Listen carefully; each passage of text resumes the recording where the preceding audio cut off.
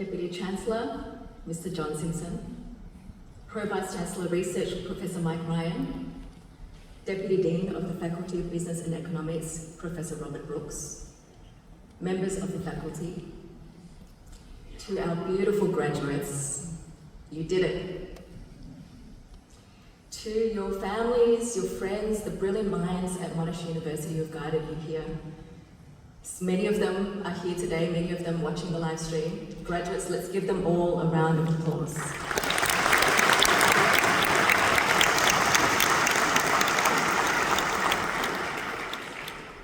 Thank you for having me. It is truly a great honor. While I've given many talks over the years, this is by far the most important. I stand here today not just as a speaker, but as someone who sat exactly where you are 23 years ago. I remember feeling proud, excited, hopeful for what the future will bring, but also scared, nervous, and a bit anxious about where I would go next. When I graduated, I was offered 3 roles. The first with a top-tier consulting firm. The second was to stay at the marketing agency where I had been interning. The third, and by far the scariest, was a role in Newcastle, working at a steel company called One Steel, putting on a hard hat, high vis, moving out of home for the first time. I remember feeling lost, weighing up the options. And then my dad, hearing about the Newcastle job, said, you can't last a day. So naturally, that is the one I chose. Call it rebellion, call it intuition, maybe both, but I packed my bags, got on a little propeller plane, and headed to a city I'd never been to for a job that I didn't know I was ready for. I remember looking out of the window as we landed, seeing smoke coming out of the chimneys of the steel plants, wondering what on earth had I signed up for.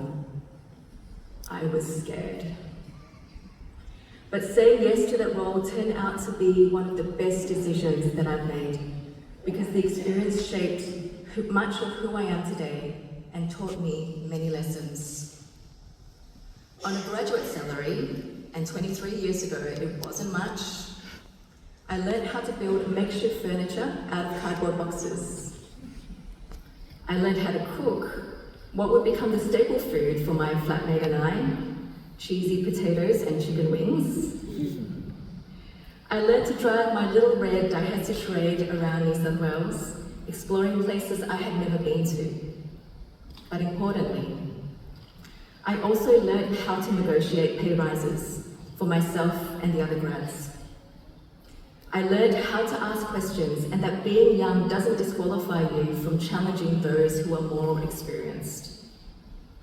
3 months into the program, I was promoted into a coveted strategy role, and here I learned some more about navigating the complex world of corporate politics. I learned a lot about people, and I made a lot of mistakes. And then I learned what it means to learn to lead through hardship, supporting a teammate through cancer, only to lose him months later while I was leading that team. That experience left a permanent mark. But the biggest lesson I took from Newcastle is this: do the thing that scares you.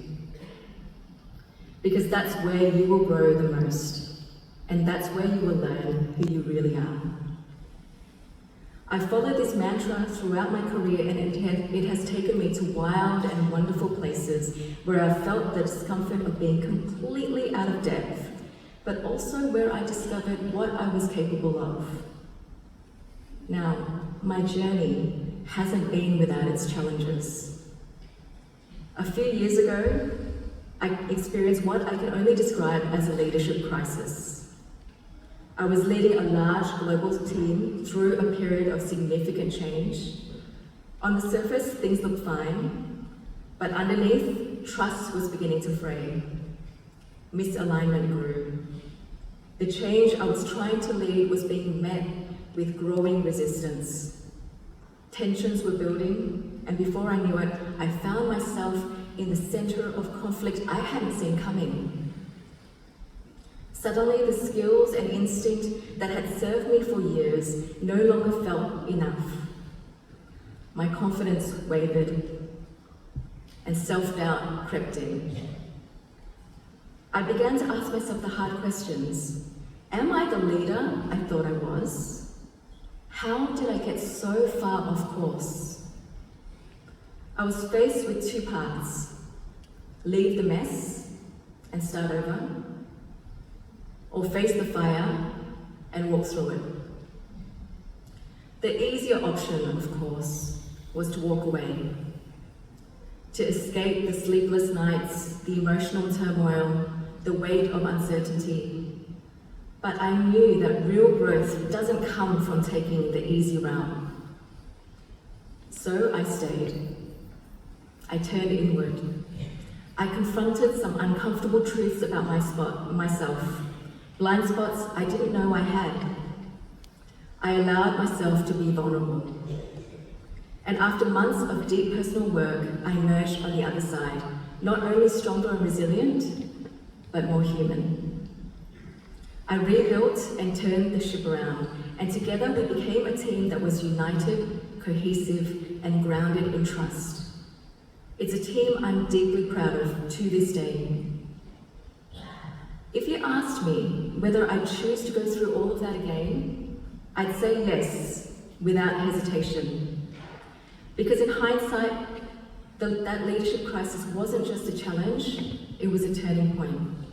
One that shaped me in ways no success ever could. It became one of the most defining and transformative moments of my career. And that's the next lesson I want to share with you. Embrace challenges, because they are lessons in disguise. Growth doesn't happen in comfort. It happens when you're stretched, when you're tested, and you choose to rise anyway. The final lesson I want to leave you with is about life. The other day, I was walking with my 12-year-old daughter when we started talking about purpose. She turned to me and asked, "Mummy, what is your purpose?" I thought for a moment and said, "To be the best mum I can be and to help others grow." Then I asked her, "What do you think is your purpose?" She paused, looked at me, and said two words that are as simple as they are profound. To live. That moment stayed with me. It made me ask myself, what does it actually mean to really live? You're all sitting here today on the edge of your next chapter. It's exciting, it's full of promise, but it's also uncertain. Maybe you're not sure what you want to do next. Maybe you're still figuring out who you are. So let me tell you this, that is okay. We live in a world that teaches us to fear uncertainty, that if we don't have a 5-year plan or a clear direction, we're somehow behind.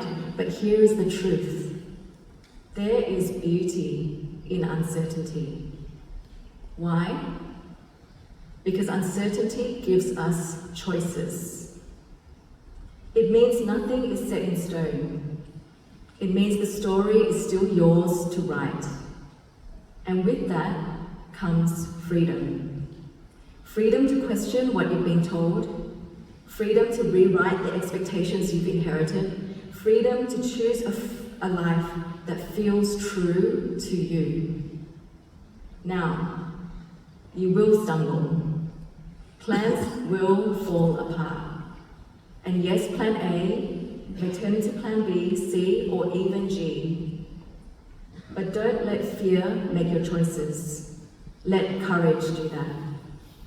Because when life knocks you down, and it will, it's in getting back up that you'll discover what you're really made of.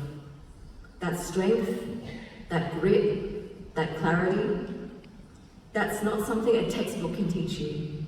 It's earned. And once you felt it, it never leaves you. So what does it mean to live? It means being present, really tasting your food, really listening when someone speaks, not rushing through life that's so fast that you miss the beauty of the ordinary. It means allowing yourself to feel the full spectrum of emotions, be it joy, sorrow, gratitude, heartbreak, because feeling deeply is part of being alive. It means nurturing the relationships that matter, making time for people you love, even when you're busy, especially when you're busy. It means resisting the illusions that we're sold of status, ego, power, the lure of more, because those things might impress the world, but they'll never fulfill your soul. To live is to choose. To choose integrity over popularity. To choose service over self-interest.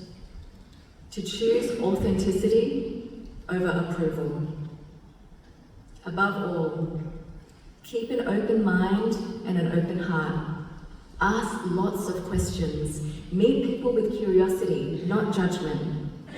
And never abandon yourself in the pursuit of someone else's version of success. And remember, time is our most precious resource. We think we have so much of it until we don't.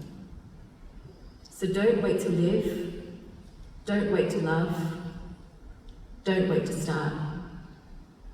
As the poet Mary Oliver asked, tell me, what is it you plan to do with your one wild and precious life? Whatever your answer is, I hope you live it fully. Congratulations, graduates. I wish you all the very best.